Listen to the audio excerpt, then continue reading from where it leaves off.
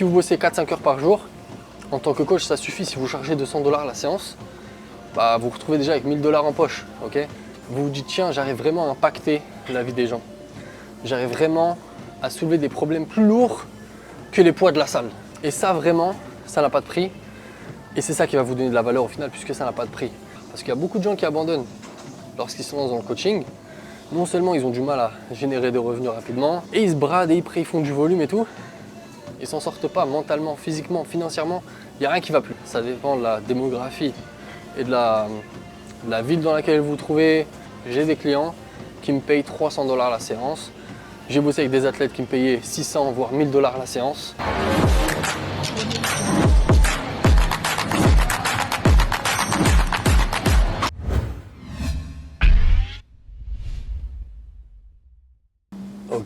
Ok la famille, je suis sur mon tapis de course et je suis en marche, donc un peu de récup active aujourd'hui, histoire de faire quelques pas. Ok, je suis beaucoup resté assis, j'ai conduit un peu partout aujourd'hui, bref, donc j'ai besoin de marcher et j'aime bien marcher et discuter avec vous pour vous donner des conseils, vous les jeunes coachs qui m'écoutez ou les coachs plus âgés qui ont du mal à développer leur clientèle. Mais ce message va s'adresser à ceux qui se lancent ou qui souhaiteraient se lancer dans cette carrière de coach sportif, de préparateur physique, professionnel de la santé.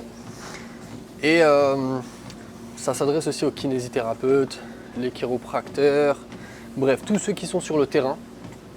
Je ne parle pas de ceux qui travaillent en ligne, qui vendent des programmes, des trucs adaptés, genre tu réponds à un questionnaire et on va t'aider à perdre du poids, bam, tu reçois un programme et tout.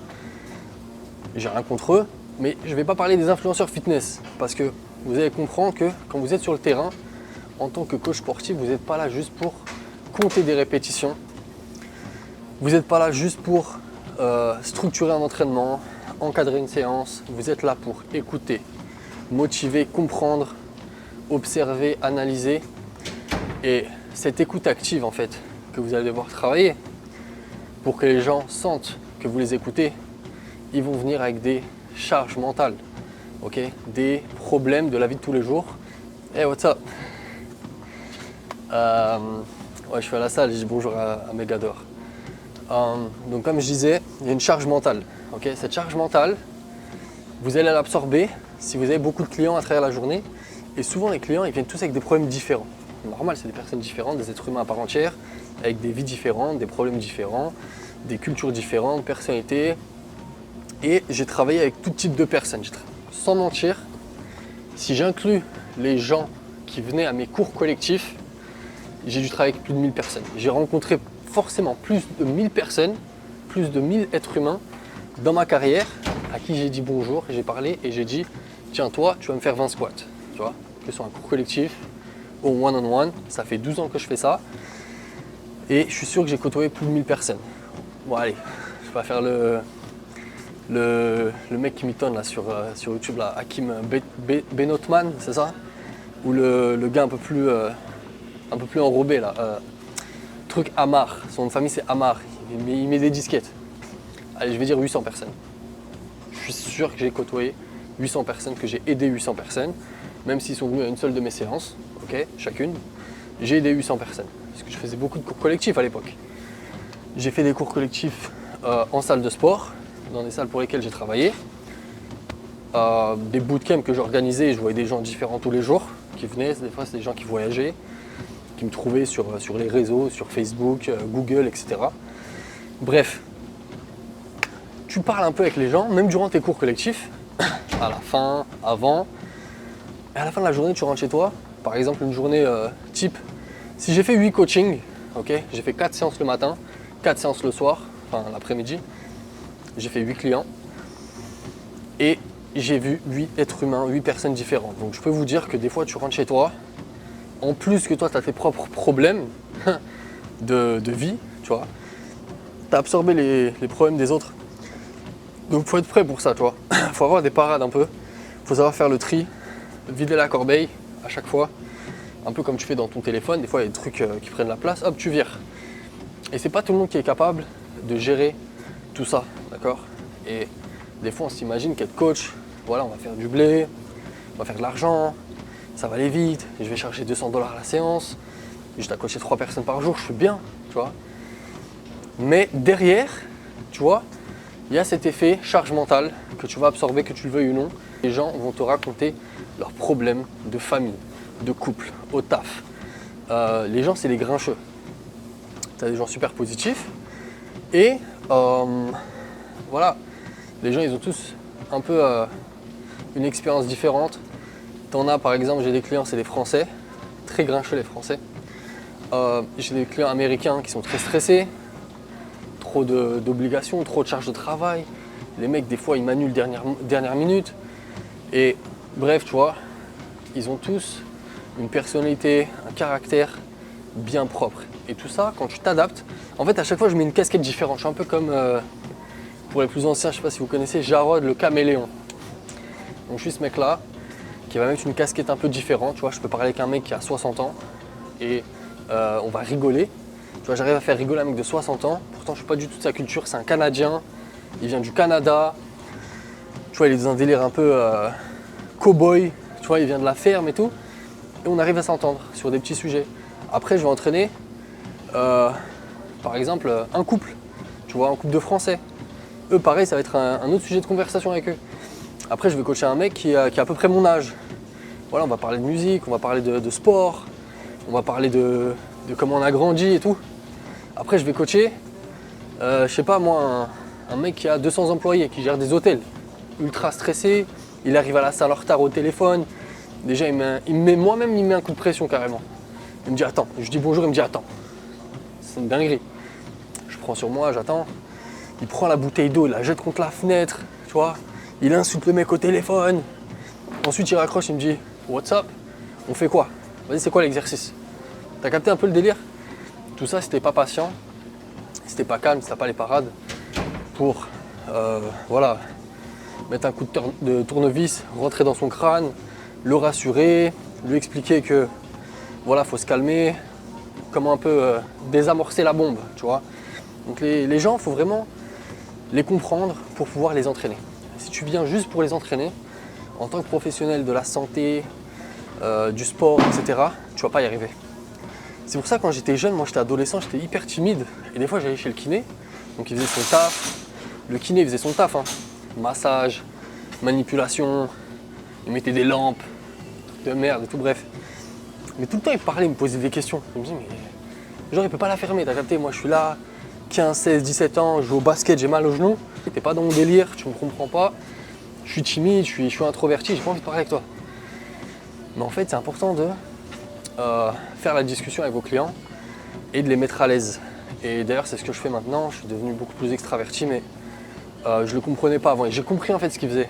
Il essayait de me mettre à l'aise. Il essayait d'apprendre à me connaître en fait, pour pouvoir parler avec moi, peut-être rigoler avec moi. Et au final, c'est ce qui s'est passé. Il avait réussi le kiné, comme je le voyais souvent. J'ai des sérieuses tendinites. Donc je le voyais tout le temps en fait. Et franchement, on a commencé à tisser un lien. Et après, c'était cool, tu vois. Donc j'étais un peu bête, j'étais un peu renfermé sur moi-même. Et j'ai travaillé sur moi-même pour changer. Mais donc déjà de 1, il va falloir écouter les gens, apprendre à les connaître, pardon. Je commence à être un peu essoufflé, c'est pour ça que je ne trouve pas mes mots.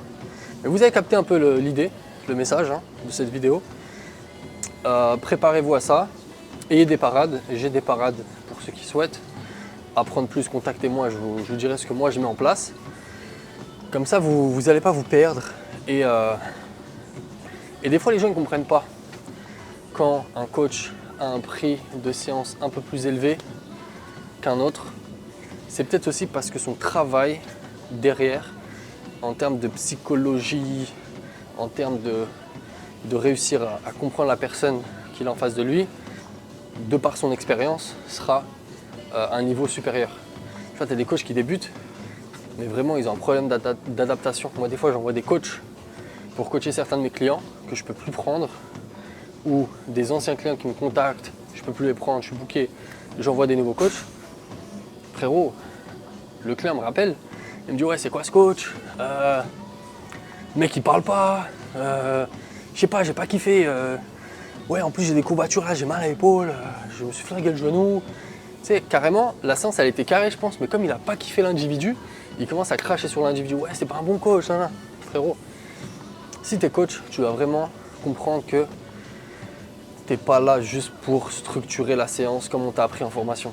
Tu es là pour être plus qu'un coach. Tu vois. Les gens, ils veulent pas juste un coach. Sinon, ils vont juste faire un cours collectif, tu vois, où ils rentrent dans la salle, font les exercices et ils rentrent chez eux. Tu vois, tu as toujours 2-3 personnes à la fin du cours qui vont rester, ils vont essayer de te parler. 2-3 meufs ou un mec qui vont venir et faire la discussion. Ils cherchent le côté sociable, les gens. Ils veulent quelqu'un avec qui s'entraîner. Ils veulent pas juste s'entraîner. Ok? Et ça, c'est un truc qu'il faut comprendre. C'est comme un athlète de haut niveau. Pourquoi un mec comme Ja Morant, pour ceux qui suivent le basket, un mec comme, je sais pas moi, j'ai pas de nom qui me vient en tête, mais par exemple, LeBron James, par exemple, LeBron James, Ja Morant, toutes les stars de la NBA, moi je suis un peu le basket, donc c'est pour ça que je parle de basket. C'est même les footeux, hein, même les footballeurs, ils ont leur coach en dehors de l'équipe. Ils ont leur coach individuel attitré. Et ça pendant des années, tu vois. Parce qu'ils aiment cet individu. Cet individu les rassure. Cet individu les rend plus forts, mais les rassure, les rend confiants. Tu vois. Des fois, ces coachs, c'est pas des coachs d'exception, de haut vol, qui vont utiliser des outils de haute performance, des outils scientifiques pour faire des séances de ouf ou des trucs ultra poussés.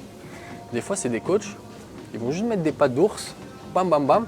Le mec, il a fait son premier entraînement le matin, il est parti courir avec son coach, ils ont fait un peu de boxe, il se sent bien, il a bossé le cardio, il a rigolé avec son coach, ils ont mis une bonne musique et le coach l'a étiré à la fin de la séance.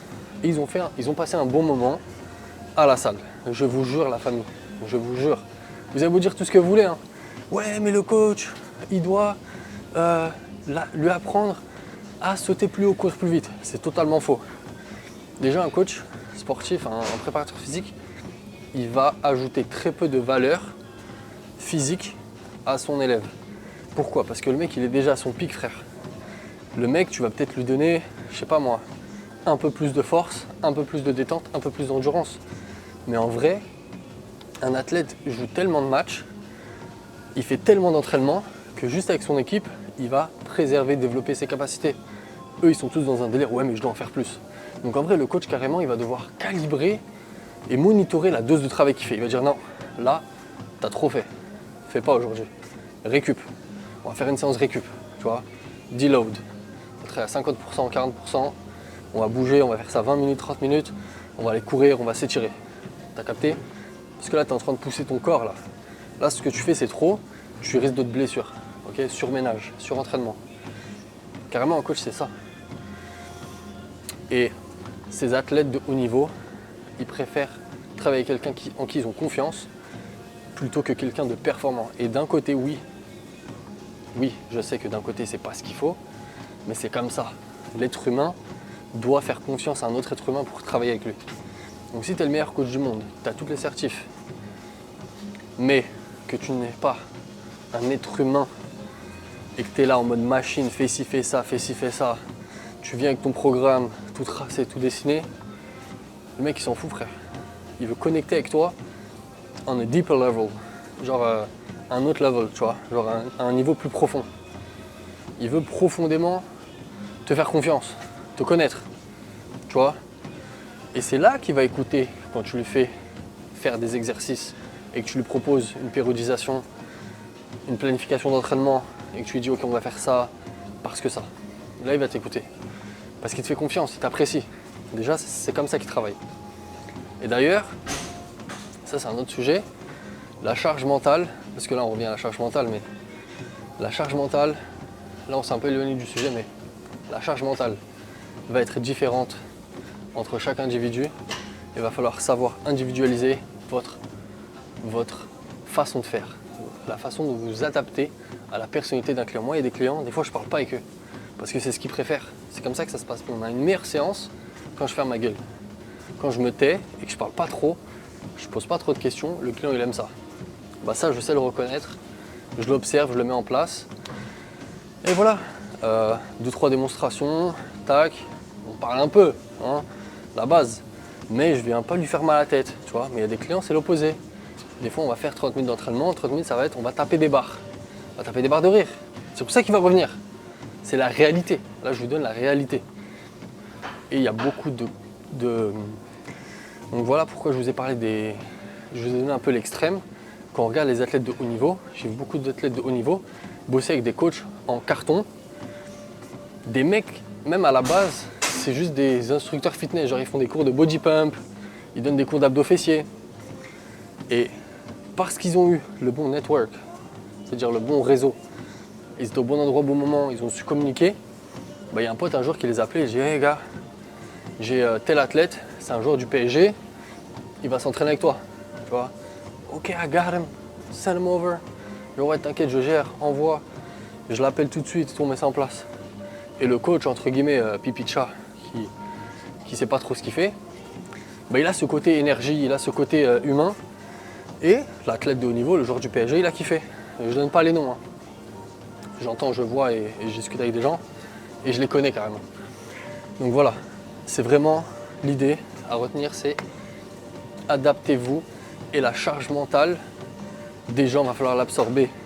Et c'est ça que va regarder un client, c'est est-ce que le coach va savoir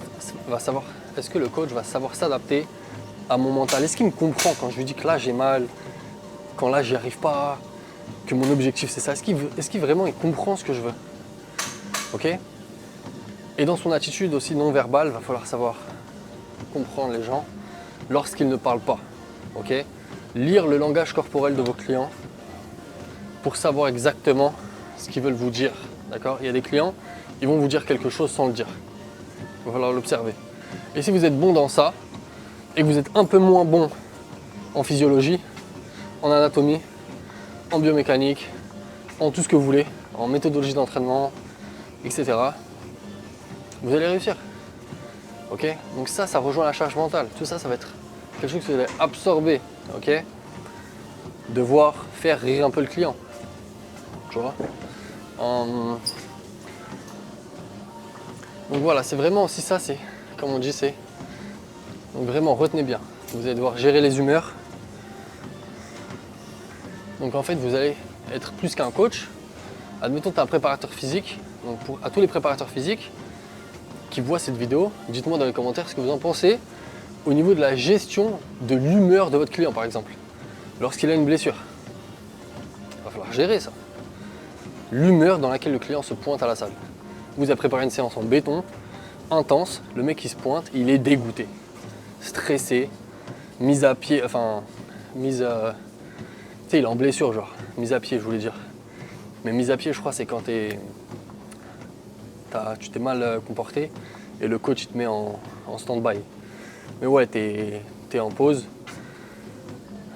Ouais, voilà, t'es blessé, donc comment tu gères ton athlète, hein? Parce que peut-être vous avez parlé pendant 5-10 minutes, tu vas devoir le rassurer, lui expliquer que t'inquiète pas, tout va bien se passer. Hein, il y a une deadline, tu es bien suivi, il y a le médecin, c'est pas très grave, regarde, il a fait un retour en 2 semaines, l'autre il a fait un retour en 4 semaines. Tu vois, dans ta tête, mets-toi déjà en mode, tu vas pas toucher le ballon pendant peut-être 6 semaines, ok? Selon la blessure qu'il a. Je vous donne des scénarios. Vous comprenez un peu l'idée. Vous allez devoir être toujours positif, même quand vous êtes fatigué. T'as pas dormi de la nuit, tes gosses ils t'ont pas laissé dormir, t'as fini tard, t'as bossé sur un projet, t'as chill un peu trop, t'as un peu trop chill, t'es sorti avec tes potes, t'as fait un mauvais choix, bref, tu dois te réveiller à 5h du matin, t'es fatigué, le mec excuse-moi du terme, il te casse les bonbons. Ok, il a ses problèmes de vie, il est pas motivé, il te fait comprendre que vas-y là, il a la flemme, il a pas envie. Tu vas devoir être positif, tu vas devoir être patient. Tu vas pas montrer que tu es fatigué. Tu vas pas dire que tu es sorti la veille, tu vas devoir montrer le bon exemple. Et d'ailleurs, c'est pour ça que dès le début, il faut être très cash et très clair sur ce que vous allez donner à votre client. D'accord? Donc si le client il chipote un peu sur les prix et que vous vous bradez, le client ne réalise pas que lui, il va vous transférer une charge mentale de zinzin. Ok? Il va vous pourrir votre vie. Indirectement, sans faire exprès, j'exagère. Parce que tout ça, ça s'accumule. Et il y a des coachs, des fois, ils s'engagent dans des trucs de ouf, genre ouais, t'inquiète, je te fais un programme alimentaire, je m'occupe de ta nutrition. Mais ça, c'est en plus. Tu vois? Bon, il y a les spécialistes de la nutrition qui vont dire ouais, mais le coach, il n'est pas censé donner les conseils de nutrition. Frère. Ok. Donc, qu'est-ce qu'il faut faire? On va laisser des potes, des gens ou des nutritionnistes qui n'ont jamais fait de sport, qui ont étudié le truc, qui ont 2-3 diplômes, lui donner ces conseils-là. Ça, c'est un autre sujet encore. Il y a plein de sujets à aborder. Donc bref, donc toi, t'es coach, tu t'engages. En plus de ça, lui faire un programme de nutrition inclus. T'inquiète, c'est inclus. Si tu bosses avec moi, tu as un programme de nutrition, ça va être carré, tu vas perdre du poids vite et tout. C'est offert. T'inquiète. Donc le mec il dit ah ouais tiens, il va s'occuper de ça. Donc boum, il te balance la charge mentale, tu as des deadlines à respecter, tu lui envoies pas son programme de nutrition, ça m'est arrivé. Ouais, tu m'as toujours pas envoyé le programme de nutrition, tu as dit que tu allais le faire. En plus hier tu as eu du retard, on a commencé à 8h15. Bla, bref. Il va falloir absorber. Donc vous, de votre côté, en tant que coach, il va falloir travailler sur le côté récupération, sommeil, de manière à avoir de l'énergie en plus à donner à ces gens-là. Okay, vos amis vous prennent du temps, de l'énergie. Votre famille vous prend du temps, de l'énergie. Votre partenaire vous prend de l'énergie et du temps. Vous-même, vous vous prenez de l'énergie à vous-même et du temps. Vous vous consacrez du temps. Bref, donc tout ça, c'est quelque chose qu'il faut valoriser, qui a un prix déjà pour le client, que eux ne comprennent pas. Vous n'allez pas lui dire ouais mais toi tu as une charge mentale, je dois absorber. Non, ne dites pas ça. Mais faites-le comprendre que voilà, le taf d'un coach en présentiel, en one-on-one, c'est quelque chose de différent que ceux qui donnent des cours collectifs ou qui font du small group training. Il y a moins de discussion déjà.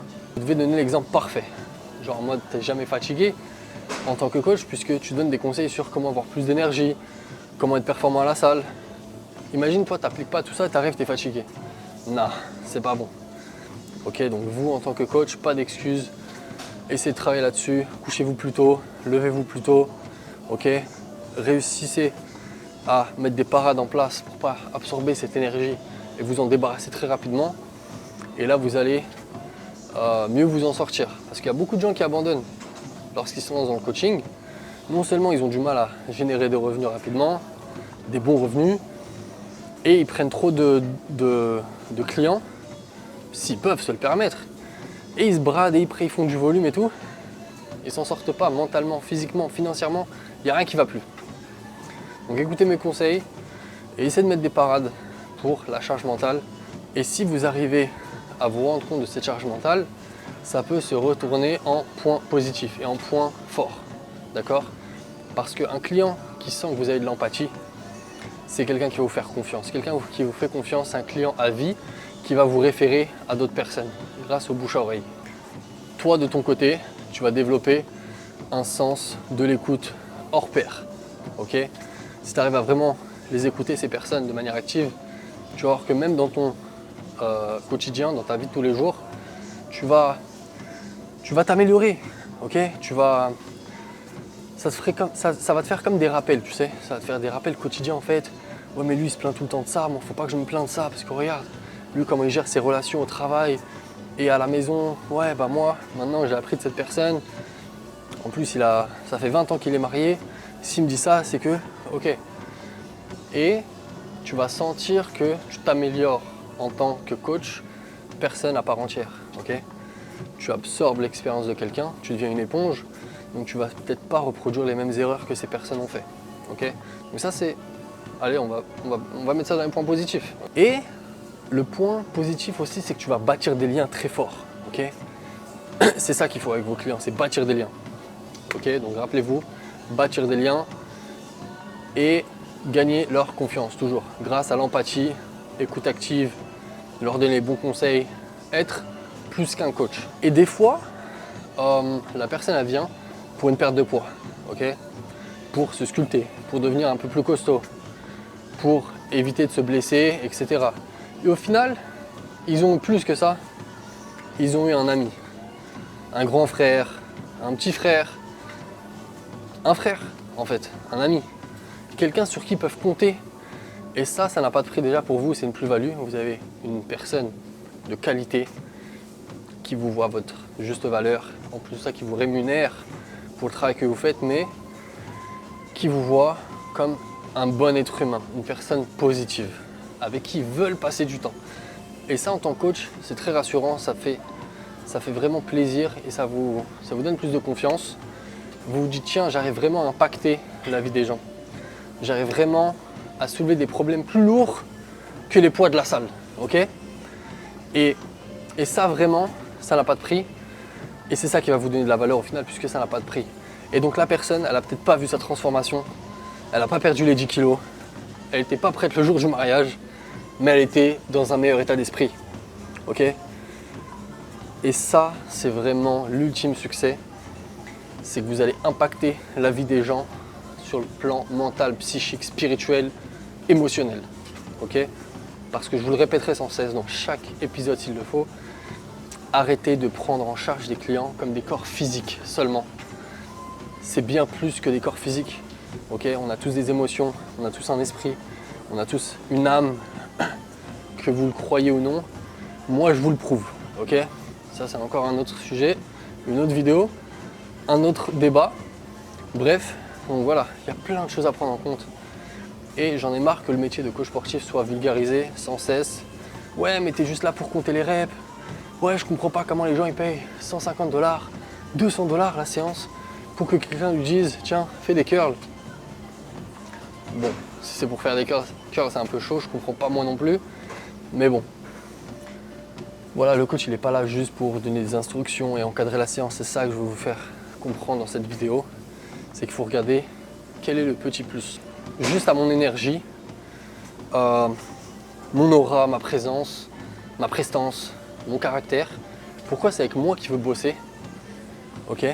Et pourquoi le coach qui offre le même service, les mêmes tarifs, pourquoi il ne veut pas bosser avec lui? C'est ça la vraie question qu'on essaie de soulever et c'est sur ça qu'il va falloir méditer.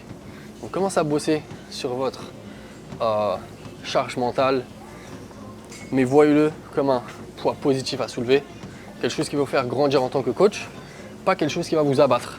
Okay, donc pour conclure, vraiment poser des limites directes, ça faut le faire vraiment avec certains clients, c'est de leur dire voilà, la séance c'est la séance, on peut discuter, on peut s'entraîner. Après la séance j'ai d'autres clients, j'ai d'autres séances, si tout le monde me bombarde de messages, de textos, de paragraphes, de romans et de coups de fil, je peux pas vivre moi, je peux pas m'en sortir. Donc voilà, on discute, si c'est vraiment urgent tu m'appelles, mais je peux pas te donner du temps en dehors des séances. Ça, c'est des limites claires qu'il faut mettre avec certaines personnes. En général, les gens ils s'en rendent compte, ils ne sont pas trop intrusifs, ils ne vont pas non plus vous saouler. Et voilà, gardez du temps pour vous-même. Okay, n'ayez pas un emploi du temps trop chargé non plus.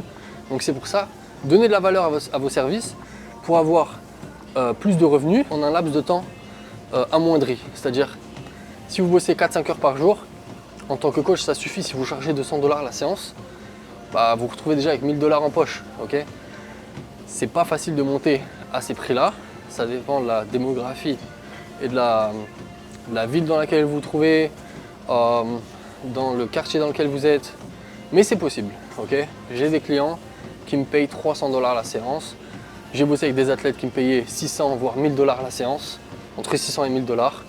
Donc voilà, ça c'est un autre sujet, les tarifs, le pricing, c'est-à-dire les honoraires, comment fixer les tarifs pour des services de santé bien-être, de fitness, etc., etc. On en fera une vidéo à part. Aussi quelque chose qu'il faut noter tout de suite, ne pas culpabiliser lorsque vous dites non, de pas do not overcommit. En anglais ça veut dire ne vous lancez pas dans des trucs, dans des fausses promesses alors que vous savez déjà que vous n'allez pas les tenir. Okay, les clients, c'est vraiment, voilà, on se fixe un objectif, on l'atteint. Je vais faire un peu plus que je te dis dans tous les cas, mais j'en ferai pas non plus trop parce que voilà, tu es un client qui surfe un peu sur la ligne client-ami, ok. Mais voilà, on s'est fixé un budget, on s'est fixé quelque chose, et malheureusement, dans cette vie, tout marche par intérêt, d'accord. Si toi tu traînes avec ton pote, c'est par intérêt. Peut-être qu'il te fait gaulerie, tu vois. C'est tout bête. Peut-être que voilà, vous avez partagé plein de choses ensemble, vous vous comprenez, vous aimez, vous appréciez. Et c'est un échange qui n'est pas monétaire mais qui est émotionnel. Voilà, tu le rassures, il te rassure. vous vous rassurez, vous avez traversé les mêmes choses, vous avez les mêmes expériences, vous avez passé du temps ensemble. Mais si ce mec-là, il te fait pas rire, il te fait pas confiance, tu lui fais pas confiance, il n'y a plus d'intérêt. C'est ça qu'on veut dire par intérêt, pas forcément monétaire. Si quand tu es au plus bas, il te motive pas, t'as pas d'intérêt à traîner avec ce mec-là, tu vois. S'il veut pas que tu réussisses, t'as pas d'intérêt à rester avec ce mec-là. Donc voilà, tout marche par intérêt. Moi j'ai des potes, je les appelle quand c'est pour aller à la salle, pour rigoler, pour aller bouffer un truc ou je sais pas moi, je sais qui appeler pour quelle activité en fait. Et eux savent m'appeler pour quelle activité. Par intérêt, voilà, c'est comme ça, c'est la vie, il faut le comprendre. Aussi un autre truc, une autre parade qui est intéressante, que beaucoup de personnes sous-estiment, c'est le fait d'écrire. Tu vois, d'avoir un journal de vie où tu vas écrire pour pouvoir relire ça dans plusieurs années, tu vois. Et dire, ah ouais, mais à l'époque, en fait, j'étais concentré là-dessus, c'est vrai que j'ai un peu lâché, c'est vrai qu'avant, les clients, ils me prenaient beaucoup de temps, maintenant un peu moins, et j'étais stressé, mais pourquoi j'étais stressé? Ah ouais, mais j'étais dans cette période aussi de ma vie où j'avais tel ou tel problème, mon objectif, c'était ça. Bref, écrire, vous allez pouvoir extérioriser, et si vous ne voulez pas écrire, ayez peut-être une personne sur qui vous pouvez compter. Un autre intérêt que vous retrouvez chez une personne, c'est que cette personne puisse vous permettre d'extérioriser. Ça peut être votre meilleur ami, votre papa, votre maman, votre oncle, votre cousin, votre pote, avec qui vous extériorisez un peu. Ouais, putain, ce client il me stresse un peu, tu sais, il me raconte des trucs et tout, et moi ça me fait cogiter. En plus, il se plaint tout le temps que je suis pas à l'heure. Tu sais, moi je dois prendre le bus pour aller là-bas, tu sais, il se rend pas compte, je dois prendre le bus. Tu sais, j'ai pas encore mon véhicule et en fait, il faut extérioriser, soit par écrit, soit avec quelqu'un, soit en méditant, en priant. Voilà, moi je le fais en priant, tout simplement. C'est ma manière de traiter ces pensées négatives, c'est en priant, en méditant. Et en fait, moi je suis plutôt bon dans ça, gestion du stress et tout. Et je pense que ça, c'est une des forces que te procure la foi lorsque tu es croyant. Et je pense qu'il y a beaucoup de personnes qui vont relate, c'est-à-dire qui vont se reconnaître dans ça. C'est lorsque tu as la foi, tu as une facilité à gérer le stress en fait. Parce que tu remets tout à Dieu. Tu te dis mais ça en fait c'est pas dans mon contrôle. Ça pour ça je dois attendre, je dois être patient, je dois faire les causes et ça va venir. Donc voilà, gestion du stress, niveau religion, foi et des petites parades sympathiques.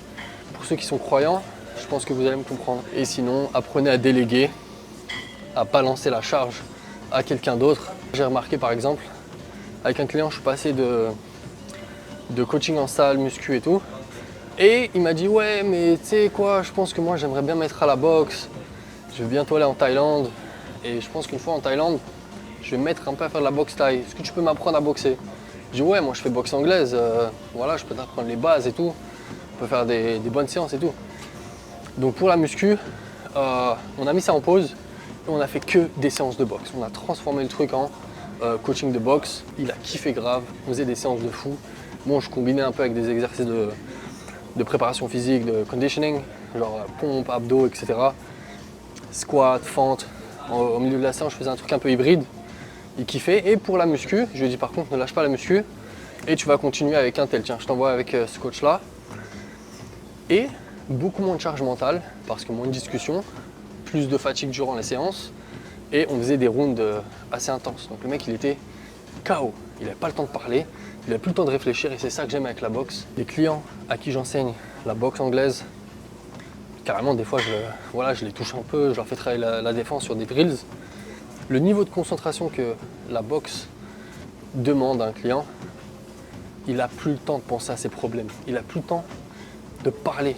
Et la manière dont je vais vous parler, c'est quand ils tapent. Des fois, j'ai des clients, ils vont taper fort.